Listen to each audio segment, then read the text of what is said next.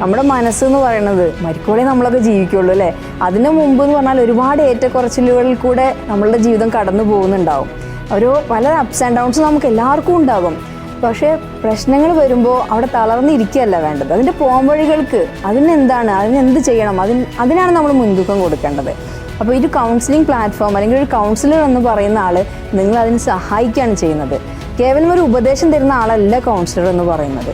അത് നേരത്തെ ഞാൻ സൂചിപ്പിച്ച പോലെ തന്നെ നമ്മുടെ മനസ്സിനെ കുറിച്ചും ബിഹേവിയറിനെ കുറിച്ചൊക്കെ പഠിച്ചിട്ടുള്ള ഒരു ധാരണയുള്ളൊരു വ്യക്തിത്വമാണ്. അപ്പോൾ അദ്ദേഹത്തിൻ്റെ അടുത്ത് നിങ്ങൾ ചെല്ലുന്നത് വഴി നിങ്ങളുടെ ഒരു തിങ്കിങ് ലെവലിലും നിങ്ങൾക്കൊരു തുറസായി നിങ്ങൾ തന്നെയാണ് നിങ്ങൾക്ക് സൊല്യൂഷൻ കണ്ടെത്താൻ പോകുന്നത്.